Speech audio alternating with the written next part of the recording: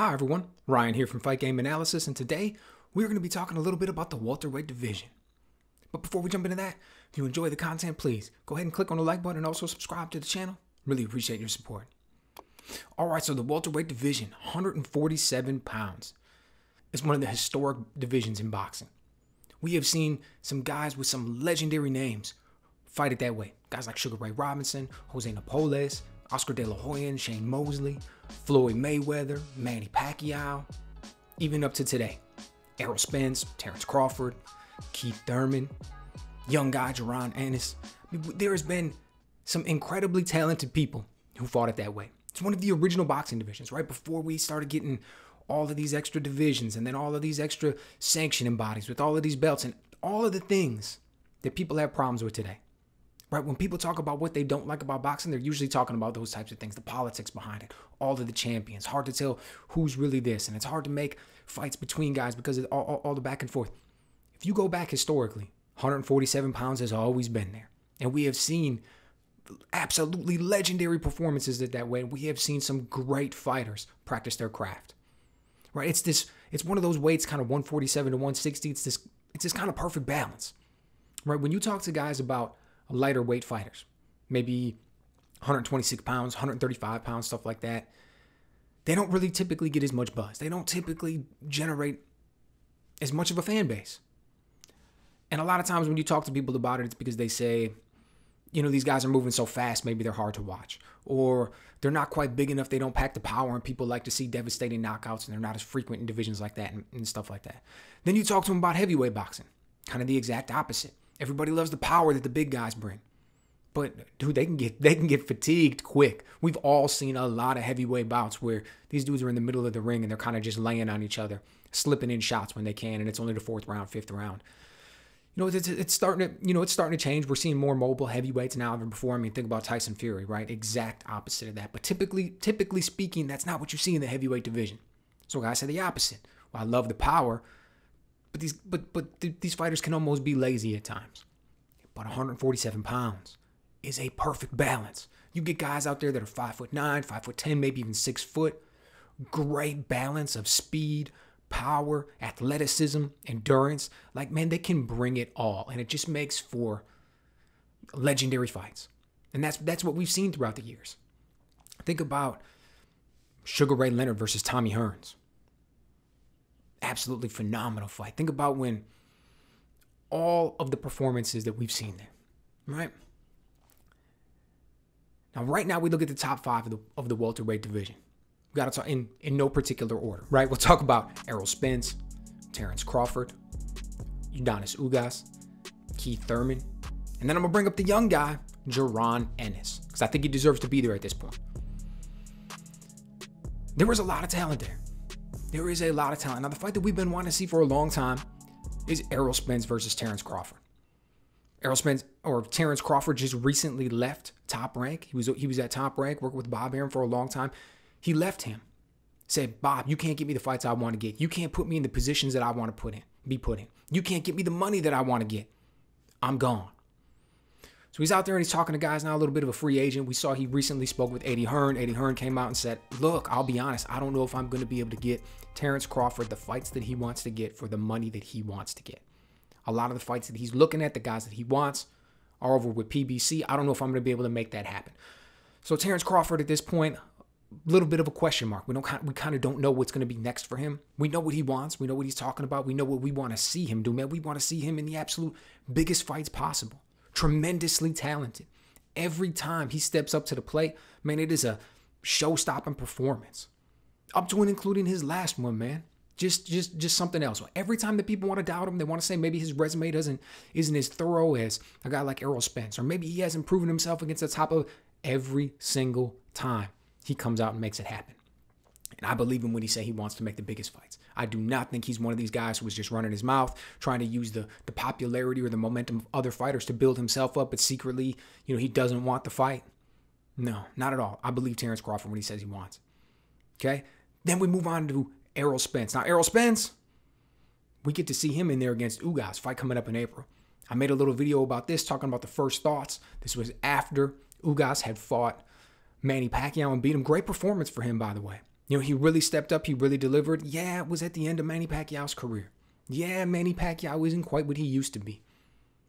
But Manny Pacquiao still would have put it on a lot of people that night. And Ugas came out and delivered.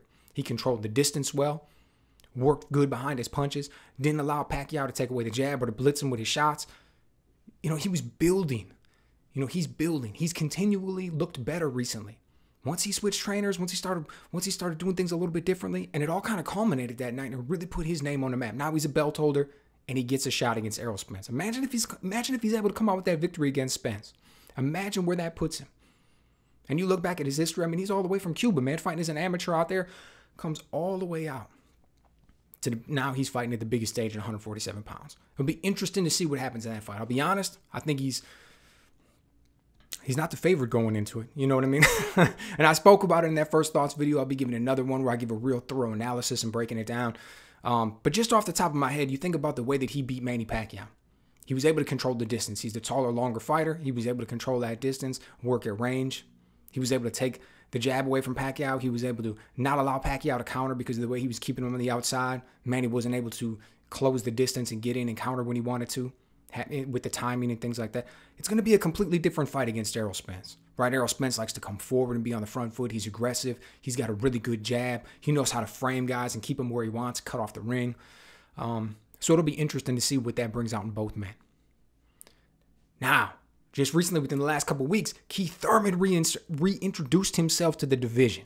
Now, this is the guy we've been talking about for a long time, but if you look at over the course of the last 5-6 years, barely heard about him.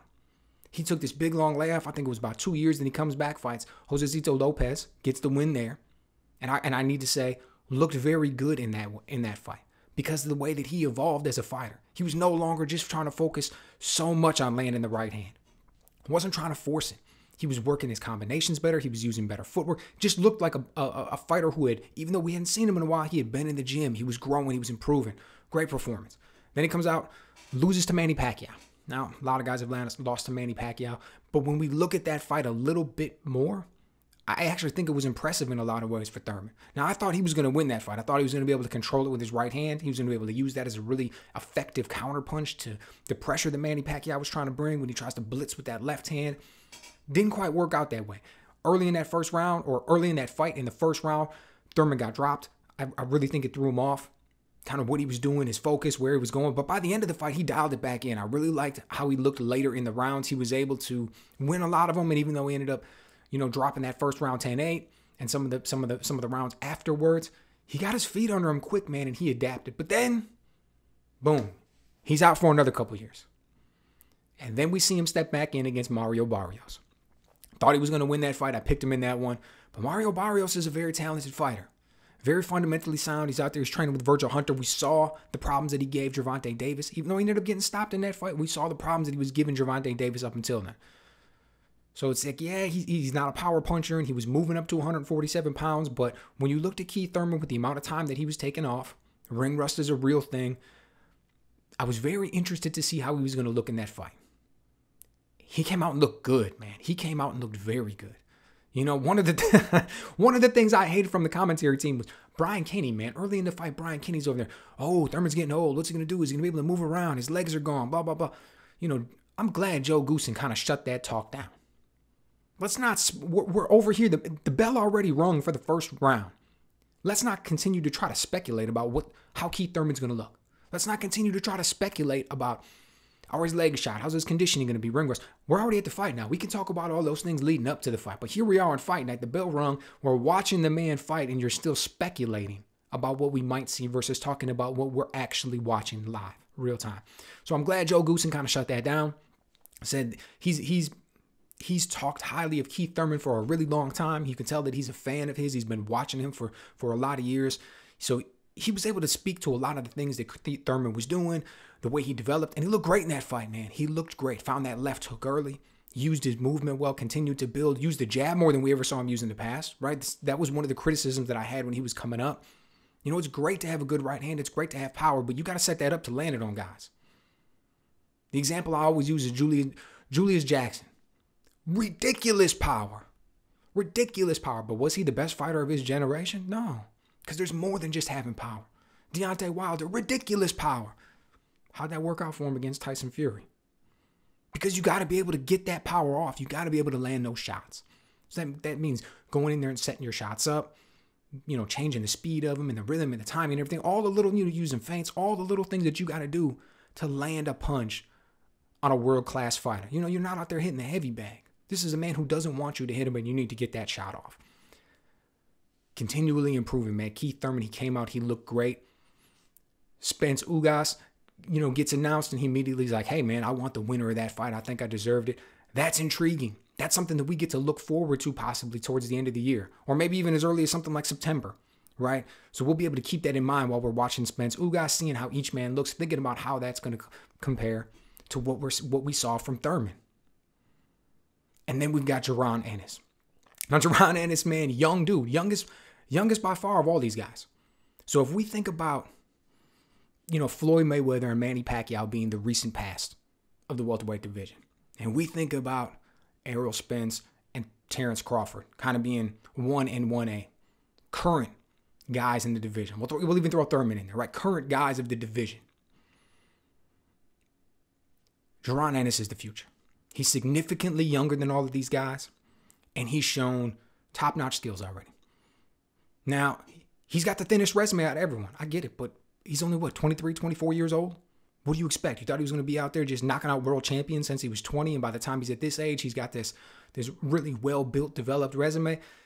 That's not the way boxing goes, right? We all know that. But you look, national Golden Gloves champion.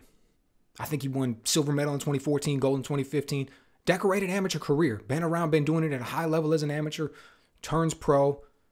And he's passing every test that he's been put in front of so far. So Sean Porter comes out recently after he retired, and he's like, look, Jaron Ennis doesn't have a great resume yet. He's not really ready for the top for the top guys in the division. He's not developed. He hasn't been against the best competition. He starts saying all these things.